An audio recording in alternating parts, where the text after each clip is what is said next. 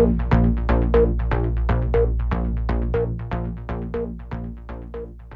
طالبانو د دفاع وزارت بلخاب کې چاڼیز عملیات روان دي. په سلامونه مهر کلی کوم که غواړئ چې بشپړ معلومات ترلاسه کړئ نو تر پایه راسره اوسئ. د طالبانو د دفاع وزارت وایي د سرپل ولایت بلخاب کې د بغاوتګرو په وړاندې عملیات پای ته رسیدلي او په لرو پرتو سیمو کې لا هم عملیات روان دي. دا لومړی ځل دی چې طالبان د بلخاب ولسوالۍ د عملیاتو په اړه په واضح ډول اعلامیه خپروي. د دفاع وزارت په خبرپاڼه کې راغلي بلخاب کې دوی د بغاوتګرو په وړاندې چاڼیز عملیات وکړل او د شنبې په ګیزي د مخالفې ډلې د جنګیالیو سیمې ونیولې او عملیات پای ته ورسېدل.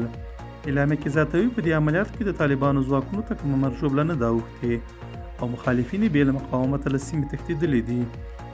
بلخوا د طالبانو دفاع وزارت ویان عنایت الله خوارزمي ویلي د بلخاب په لور پرتو سیمو کې د دوی چاڼیز عملیات لا هم روان دي خو د مولوي مهدي کسانو ویلي د طالبانو ځواکونه یې په سیمه کې نیولي او مرګ ژوبله یې ور اړولې ده. دوی دا ادعا هم کوي چې طالبانو د مولوي مهدي پر استوګنځي هوایي برید کړی خو هغه ته کوم زیان نه دی رسولی. طالبانو د هوایي برید او د دوی د ځانمرګي برید په اړه لا هم څه نه دي ویلي. د تېرې جمعې په ورځ د جون 24مه چې د چنګاښ میاشتې له 3 سره سمون کړي ځینې رپورټونه خپاره شول چې له تېرو 3 ورځو راهیسې د سرپل ولایت بلخاب ولسوالۍ کې د طالبانو او د یوه ځایي هزاره توکمه قمندان مولوي مهدي د پلویانو ترمنځ جګړه شوې. د یادولو ته چې قمندان مهدي د طالبانو په لیکو کې یوازینی هزاره توکمه قمندان خو له څه موده راهیسې له دې ډلې جلا شوی دی. دا زموږ نننی چمتو شوی مطلب. تر بیا ښه وخت او ښې چارې.